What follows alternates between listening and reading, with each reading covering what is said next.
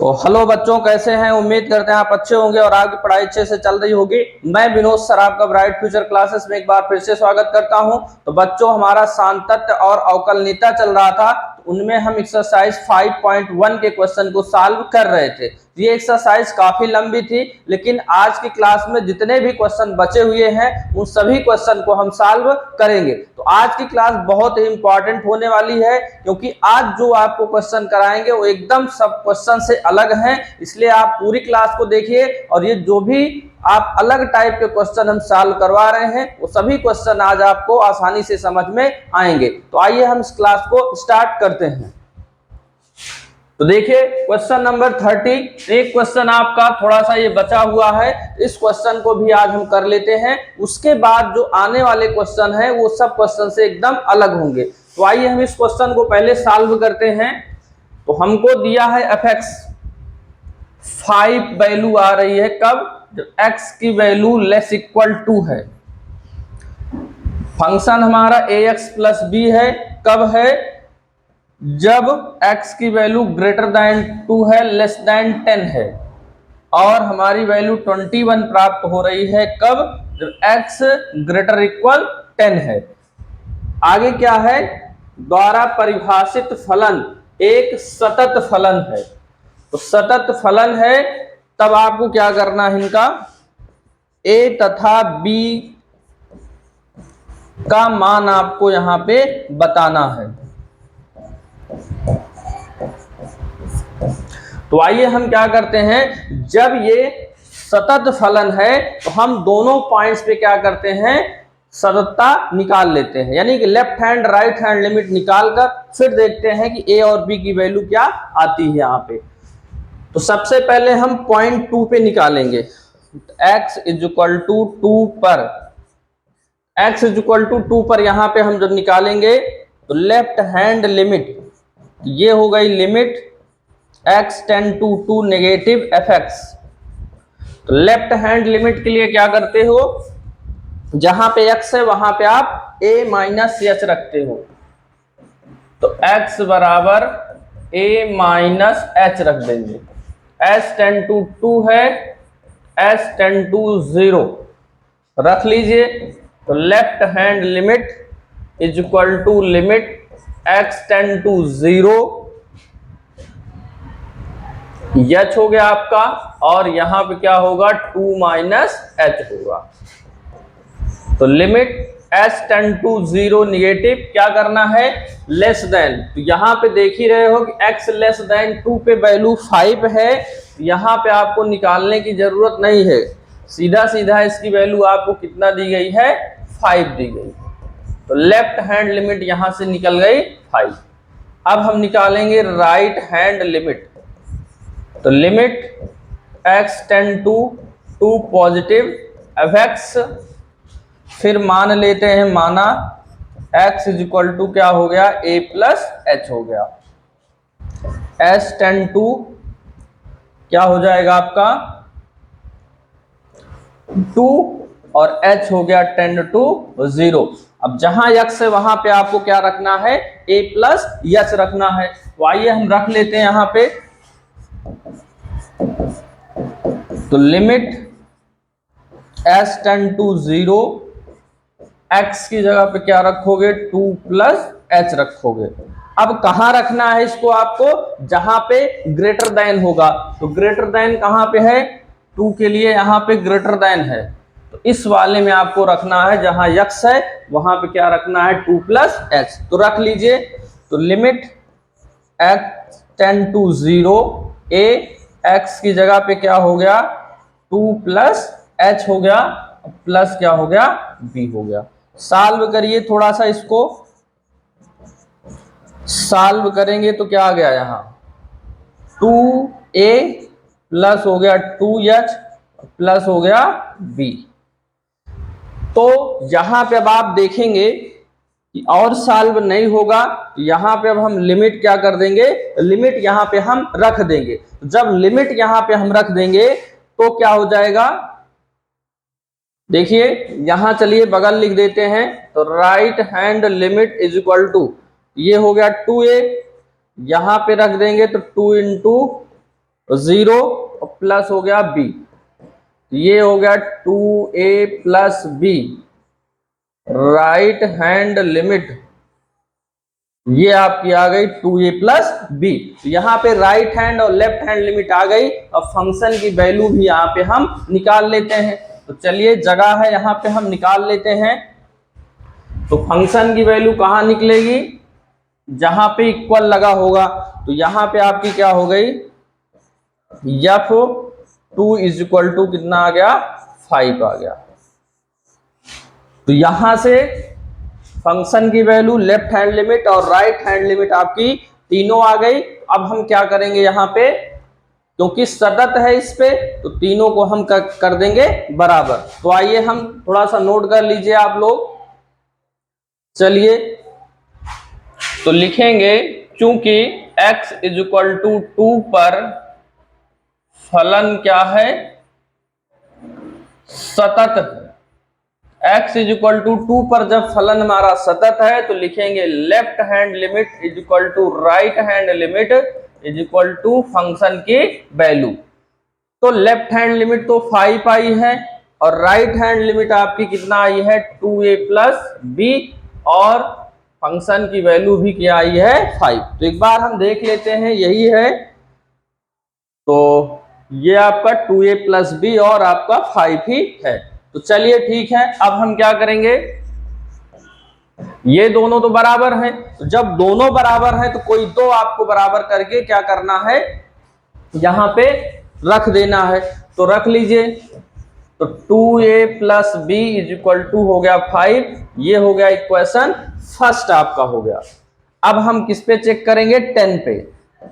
x is equal to 10 पर left hand limit, तो limit x tend to 10 negative fx रख लीजिए। तो आप बहुत बार रख चुके हैं। x इज इक्वल टू क्या करेंगे, a माइनस h रखेंगे। x की वैल्यू 10 है, 10 रखेंगे तो x की वैल्यू क्या आ गई, 0 आ गई। अब रख लीजिए यहीं पे limit s tend to 0, x की जगह पे क्या रखेंगे, 10 माइनस h रखेंगे। तो यहां पे अब आपको देखना है फंक्शन में कि कहां पर हमारी जो वैल्यू है उस पर लेफ्ट हैंड लिमिट आपकी निकलेगी। तो देखिए लेफ्ट हैंड लिमिट कहां निकल रही है, यहां पे देख रहे हो कि लेस देन है, यानी इस वाले पे निकलेगी ax प्लस b। जहां x है वहीं पे आपको रखना है x की वैल्यू a प्लस h। तो क्या है, ax प्लस b, इसी में आपको रख देना है। तो चलिए रख लेते हैं, लिमिट x टेंड टू 0, अब उसी में रखना है।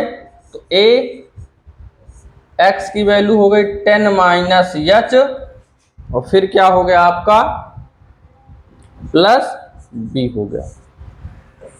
तो चलिए यहां पे left hand limit is equal to, ये लिमिट x टेंड टू 0, ये गुणा कर देंगे तो ये आपका 10a आ जाएगा, ये आ जाएगा ah, और ये आ जाएगा प्लस b। अब आगे तो सॉल्व होगा नहीं, जब आगे सॉल्व नहीं होगा तो यहाँ पे आपको क्या करना है, अब लिमिट की वैल्यू रख देना है। तो चलिए limit x tend to, limit रख देंगे तो लिमिट तो हट ही जाएगा। तो ये हो गया 10a माइनस a गुणे 0 प्लस b, ये आ गया आपका 10a प्लस b। तो लेफ्ट हैंड लिमिट यहां से आपको ये मिल गई। तो जब लेफ्ट हैंड लिमिट यहां से मिल गई तब आपको राइट हैंड लिमिट यहां से निकाल लेना है। तो right hand limit is equal to limit x tend to 10 fx, मान लेंगे, माना a प्लस h यानी 10 प्लस h, और यहाँ पे 10 था तो ये कितना हो गया, 0 हो गया। तो राइट हैंड लिमिट, तो limit x tend to 0, x की जगह पे क्या रखना है आपको, 10 प्लस h रखना है। तो रख लीजिए। अब देखिए फंक्शन में यहां पे ग्रेटर देन है तो यहाँ पे सीधा सीधा वैल्यू क्या दी गई है आपको 21 दी गई है, इसलिए सीधा सीधा आपको लिख देना है 21। तो चलिए यहाँ पे हम क्या रख देते हैं, सीधा सीधा 21 राइट हैंड लिमिट। अब फंक्शन की वैल्यू तो देखिए किस पर इक्वल लगा है, यही इक्वल लगा है, फंक्शन की वैल्यू क्या हो जाएगी 21 हो जाएगी। तो ये आपका 21 आ गया। तो left hand limit, right hand limit और फंक्शन की वैल्यू यहां से तीनों मिल गई। अब देखिए आगे क्या आपको लिखना है।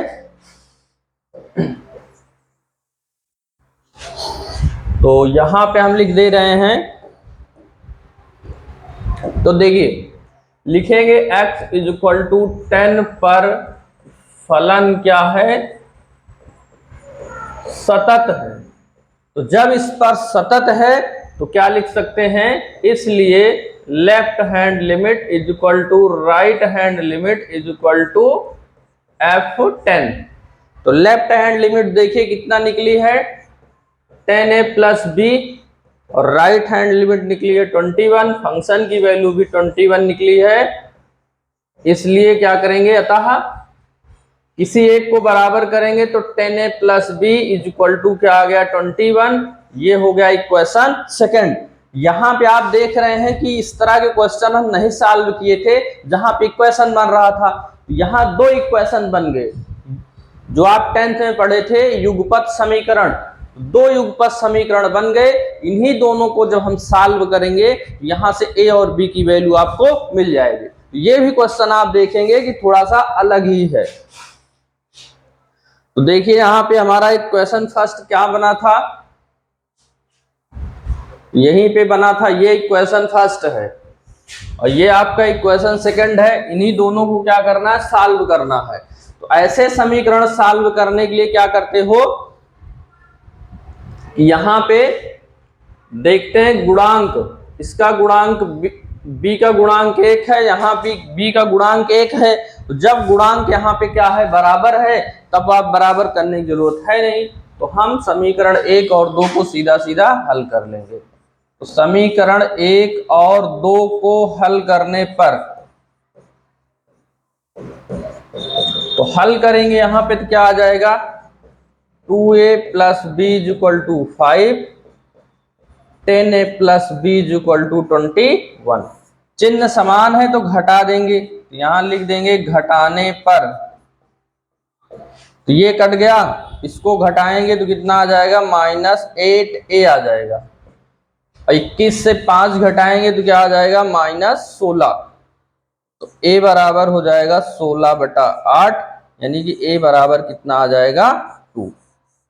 तो यहां पे a की वैल्यू आपकी कितनी आ गई, 2 आ गई। जब a की वैल्यू आ गई यहाँ पे, तो a का मान समीकरण 1 या समीकरण 2 में आप रख देंगे तो क्या मिल जाएगा हमको, b की वैल्यू यहाँ पे मिल जाएगी। तो चलिए यहाँ पे चाहे यहां रख लीजिए या यहां रख लीजिए, तो लिखेंगे a का मान समीकरण 1 में रखने पर, तो समीकरण 1 में रखेंगे यहां पे तो क्या हो जाएगा, a प्लस कितना है 2a प्लस b है, यही है, देख लेते हैं एक बार, 2a प्लस b ही था, ये 2a प्लस b यही रख लेते हैं। तो a की वैल्यू 2 हो गई प्लस b हो गया इज इक्वल टू 5 हो गया। तो ये 2 दूना 4 plus b is equal to 5, तो 4 उधर गया तो माइनस हो गया, तो b की वैल्यू कितना हो गई 1 हो गई। तो यहाँ पे a की वैल्यू 2 और b की वैल्यू कितना आ गई 1। तो यही आपका आंसर हो गया। ये देखिए सबसे अलग क्वेश्चन था, इस क्वेश्चन को आप ध्यान से समझिए और प्रैक्टिस करिए इसका, तो नोट कर लीजिए। चलिए पीछे कर देते हैं, अगर नोट ना किए हो तो आप लोग नोट कर लीजिए। तो चलिए अब आगे अगला क्वेश्चन हम बताते हैं। अब ये क्वेश्चन आप देखिए, क्वेश्चन नंबर 31 दिया है f(x) बराबर cos x स्क्वायर द्वारा परिभाषित फलन एक सतत फलन है। ये सबसे खास क्वेश्चन है, सबसे अलग क्वेश्चन है, तो आप लोग इसको अच्छे से समझिए। तो देखिए ये जो एफ एक्स बराबर है कॉस एक्स स्क्वायर, ये आपका क्या है, एक संयुक्त फलन है, यानी कि दो फलन इसमें समाहित हैं। ये एफ ओ जी जिसे आप बोल सकते हो, या एच ओ, एफ ओ जी क्या एच ओ जी बोल सकते हो क्योंकि एफ एक्स यूज हुआ है, एच ओ जी बोल सकते हो, या यहाँ पे जी ओ एच बोल सकते हो, या और कोई नाम यहाँ पे आप दे सकते हैं। तो इसमें दो फलन हैं। अब देखिए कि इनको अलग कैसे करेंगे, सबसे यही इंपॉर्टेंट होता है कि अलग कैसे करना है। तो देखिए यहां पे एच एक्स हो गया, मान लीजिए कॉस एक्स हम मान लिए, और यहां पे जी एक्स क्या मान लिए हम कि एक्स स्क्वायर होगा। अब अभी आपको समझा रहे हैं। तो जो हमारा संयुक्त फलन होता है एच ओ जी, उसको आप ऐसे लिखते हैं एच जी एक्स, ये एच हो गया, और जी एक्स की वैल्यू देखो एक्स स्क्वायर हो गया, ये हो गया। तो H x square, H x square, अब एच की वैल्यू देखिए क्या है, एच एक्स है, तो जहां जहां एक्स है वहां वहां एक्स स्क्वायर रखेंगे तो क्या हो जाएगा, देखिए कॉस एक्स स्क्वायर। तो पहले ये बात अगर आप समझ लेंगे तब ये क्वेश्चन आपके अच्छे से समझ में आ जाएगा। तो देखिए जब अलग किए तो एच एक्स से एक फलन कॉस एक्स अलग निकला, जी एक्स आपका एक्स स्क्वायर अलग निकला। जब इसको हम इसमें रखे तो देखिए हमको कॉस एक्स स्क्वायर ही मिला जो यहाँ पे था। तो बस इतना सा समझ गए। तब देखिए इसको हम लिखेंगे कैसे, तो यहाँ पे हम लिखेंगे माना एच एक्स, या ऐसे आप लिख लीजिए कि एफ एक्स बराबर कॉस एक्स स्क्वायर एक संयुक्त फलन है। क्या है, एक संयुक्त फलन है। तो अगर संयुक्त फलन है, जहां संयुक्त फलन है जहां एच एक्स बराबर अभी आपको निकाले थे क्या है, कॉस एक्स है, एच एक्स बराबर कॉस एक्स है, और जी एक्स बराबर क्या हो जाएगा, एक्स स्क्वायर हो जाएगा। तो एच एक्स बराबर कॉस स्क्वायर और जी एक्स बराबर एक्स स्क्वायर हो गया। अब हमको क्या करना है, यदि संयुक्त फलन क्या हो जाएगा, देखिए एच ओ जी, यदि संयुक्त फलन एच ओ जी, यही है एच ओ जी, ये जहां संयुक्त फलन एच ओ जी ये है, तो संयुक्त फलन भी आपको यहाँ पे अलग से लिख दिया कि एच ओ जी क्या है, कॉस एक्स स्क्वायर है। तो हमको क्या करना है, अलग अलग अगर दोनों को सतत दिखा देंगे तो ये क्या हो जाएगा, आपका सतत फलन हो जाएगा पूरा। तो चलिए सबसे पहले यहां से अब शुरू हम करते हैं यहां से। तो एच एक्स बराबर यहां पे लिख देते हैं कॉस एक्स। तो देखिए कॉस एक्स को आप क्या कर सकते हैं कि कोई पॉइंट मान लीजिए यहाँ पे ए, और उसके लिए आप left hand limit right hand limit या और फंक्शन की वैल्यू बराबर कर दीजिए, तब हो जाएगा। या आप कह सकते हैं कि जो त्रिकोणमिति फलन कॉस एक्स है वो एक सतत फलन है, या आप ग्राफ की मदद से इसको बता सकते हैं ये आपका एक सतत फलन है। तो चलिए हम ग्राफ की मदद से यहाँ पे बताते हैं। एक ग्राफ बना लिए यहाँ पे, तो देखिए ये यहां से ये आया, ये ऐसे, ये ऐसे, तो ये आपका एक ग्राफ बन गया। किसका ग्राफ है ये एच एक्स बराबर कॉस एक्स का ग्राफ है। तो कॉस एक्स का यहां पे ग्राफ बना लिए। अब ये आपका देखिए, तो यहां पे कितना है, ये आपका 0 और ये कितना है π/2 और ये आपका -π/2 है। यहाँ पे पाई है और यहाँ पे -पाई है। यहाँ पे 3π/2 है और यहाँ पे -3π/2 है। तो ये ग्राफ आप यहाँ पे बना लिए। अब देखिए आप कैसे लिखेंगे। तो इस तरह से आपको हम पहले भी बता चुके हैं, एक बार फिर से ग्राफ की मदद से बता रहे हैं।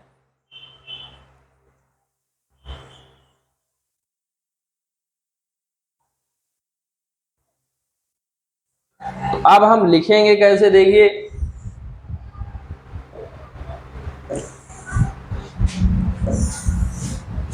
तो लिखेंगे कि HX फलन का ग्राफ खींचने पर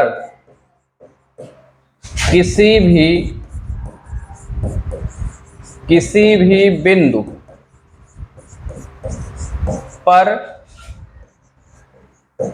टूटता नहीं है,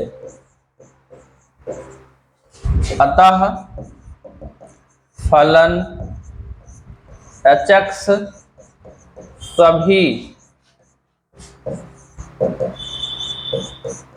सभी बिंदुओं पर क्या है, सतत है। तो देखिए यहाँ पे क्या दिखा दिए, ग्राफ बना के दिखा दिए। ये जो फंक्शन है किसी भी पॉइंट पे टूट नहीं रहा है, तो अगर नहीं टूटता है तो फंक्शन हमारा क्या होता है, सतत कहलाता है। तो ये तो दिखा दिए। अब हमको क्या दिखाना है, x² को। तो अब हम ले लेते हैं gx बराबर cos x²। तो gx बराबर x²। तो इसको हम सिंपल सा दर्शा देंगे कि बहुपदीय फलन है। तो यहां पे लिखेंगे फलन x² एक बहुपदीय फलन है, बहुपद है, ये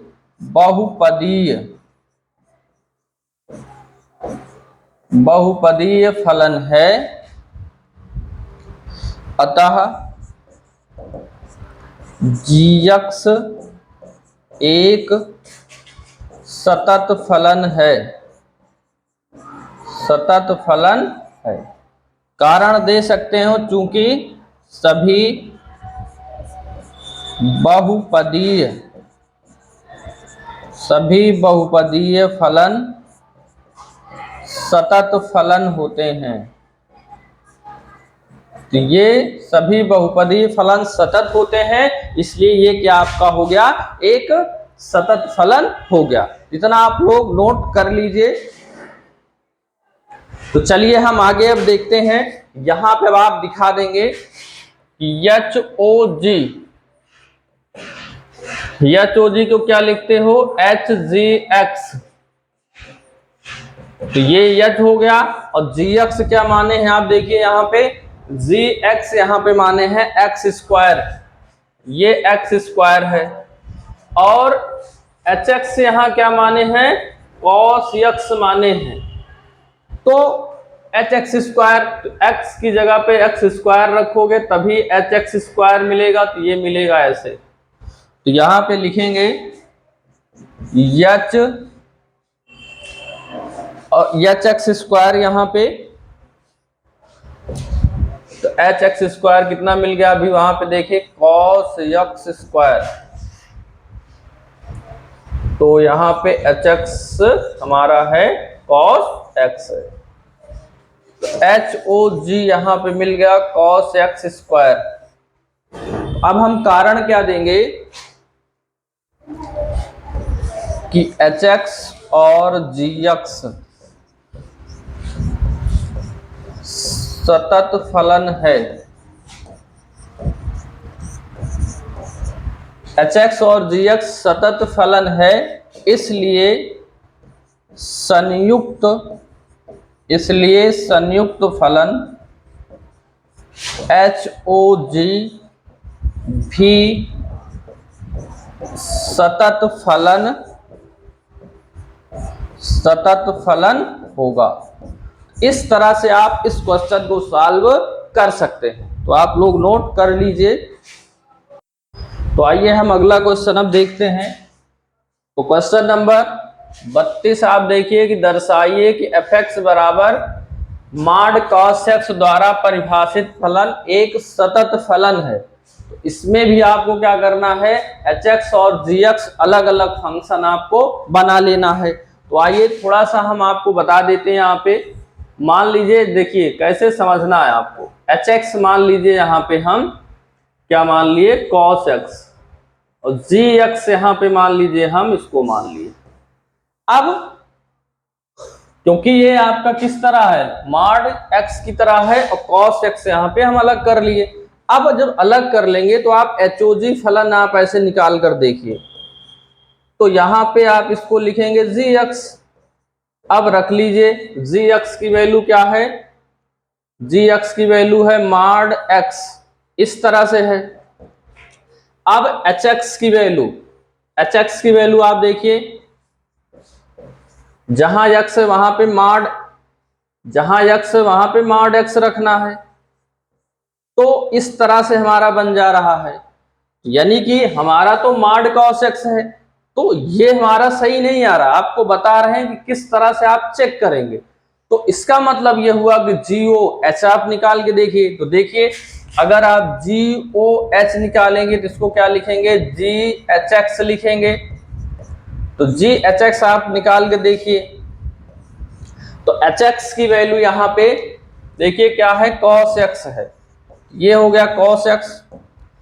तो GX, तो ये x की वैल्यू है, GX की वैल्यू है। तो जहां आपका देखिए यहाँ पे क्या है, मॉड x है।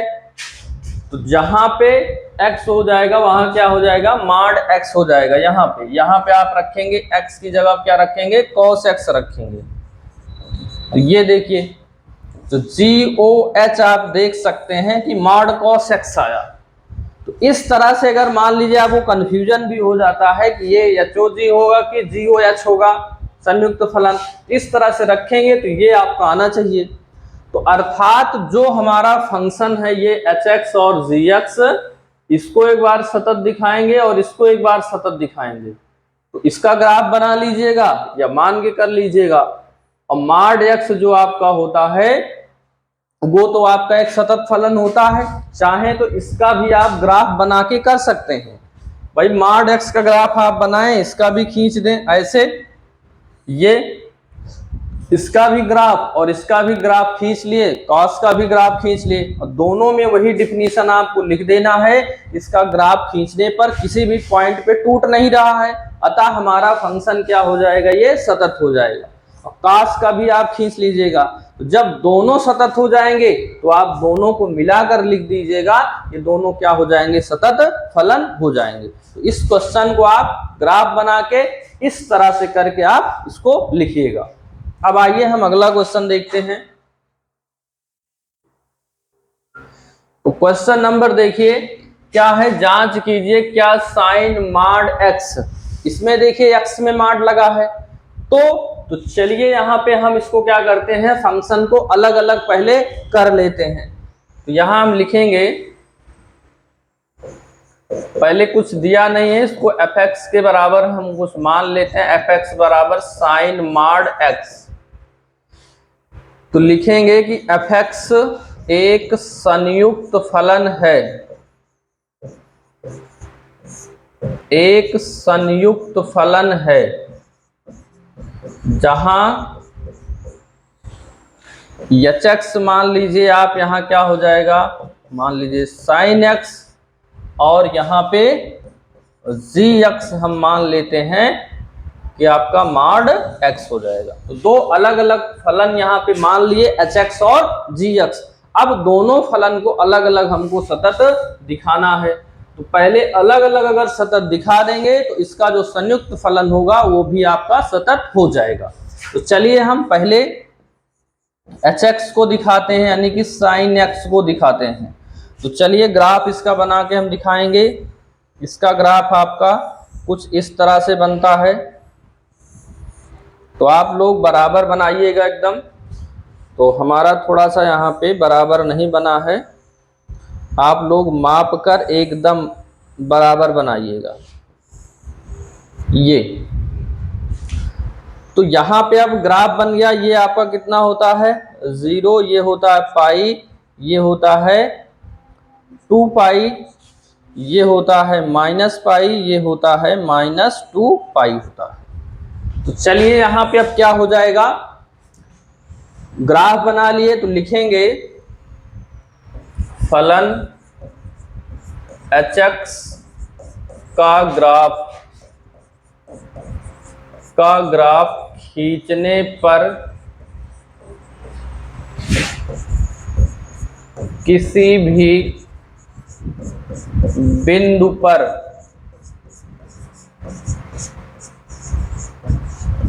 टूटता नहीं है, टूटता नहीं है। अतः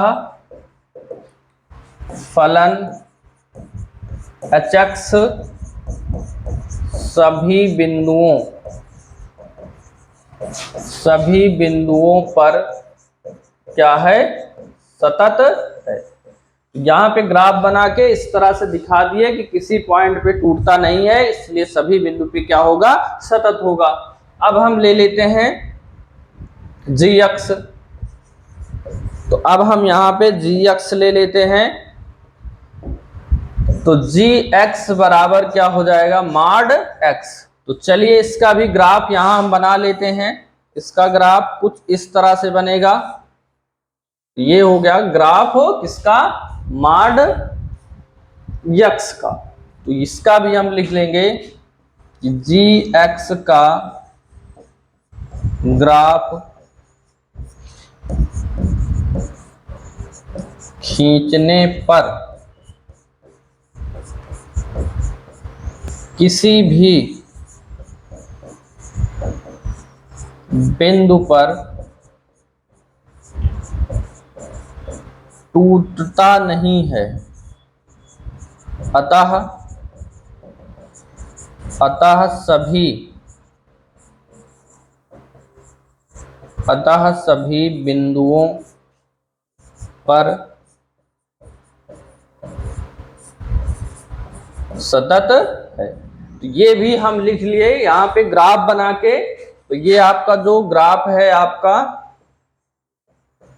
gx बराबर इसका आपका ग्राफ हो गया। तो चाहे यहाँ पे आप पॉइंट भी दर्शा सकते हैं -1 -2, इस तरह से नाप कर आप दर्शा लीजिएगा, थोड़ा ठीक रहेगा इस तरह से। तो देखिए ग्राफ बना के इस तरह से आपको हम सिखा दिए किस तरह से आप सतत दिखा सकते हैं। तो इतना आप लोग नोट कर लीजिए। तो चलिए आगे हम अब लिखते हैं, क्या लिखेंगे, अब हम HOG यहाँ पे फंक्शन निकालते हैं। तो HOG को क्या लिखेंगे, gx। तो gx देखिए यहाँ पे क्या माने हैं, तो gx यहाँ पे माने हैं मॉड x। तो ये माने हैं मॉड x, इसके जगह पे हो गया मॉड x। अब hx क्या माने हैं, hx माने हैं साइन x। तो hx, तो जहां पे x है वहां पे क्या रखना है, मॉड x रखना है। तो यहां मॉड x रख देंगे तो ये बन जाएगा साइन मॉड x HOG ये, और यही हमारा फंक्शन था। अब हम लिखेंगे क्या, फलन hx तथा gx सतत फलन है, इसलिए संयुक्त फलन HOG बराबर साइन मॉड x भी तो सतत फलन होंगे। तो यही आपको क्या करना था, प्रूव करना था। तो बच्चों जितने भी क्वेश्चन थे, एक आध क्वेश्चन और आपके बचे हुए हैं, जो सेम टाइप के आपके क्वेश्चन हैं, उन क्वेश्चन को आप इसी तरह से सॉल्व करिएगा। ये एक्सरसाइज काफी लंबी थी और काफी दिनों तक चली, और हमारी कोशिश रही कि आपको सभी जितने भी कॉन्सेप्ट इसमें यूज होते हैं, उन सभी कॉन्सेप्ट को यूज करते हुए आराम से सारे क्वेश्चन को बताएं, जिससे इस टाइप के जितने भी आपके क्वेश्चन रहे वो सारे क्वेश्चन सॉल्व हो जाए। अगर हम थोड़ा बहुत करवा दें और उसमें काफी क्वेश्चन छूट जाए, तब आपको सभी कॉन्सेप्ट पता नहीं चलेंगे। तो बच्चों, अगर आपको क्लास अच्छी लगी हो तो सभी क्लासेस जितनी 10 पार्ट इस एक्सरसाइज में हो चुके हैं, सभी को आप लोग शेयर करिए और चैनल को सब्सक्राइब भी करिए अगर आप नहीं किए हैं, और वीडियो को लाइक भी करिए। अब आगे की क्लास में हम जो एक्सरसाइज आपकी 5.2 है, उस एक्सरसाइज को सॉल्व करेंगे। तो अब अगली क्लास से आपका अवकलन शुरू हो रहा है, तो तब तक आप लोग वीडियो देखिए और इसको ज़्यादा से ज़्यादा शेयर करते रहिए।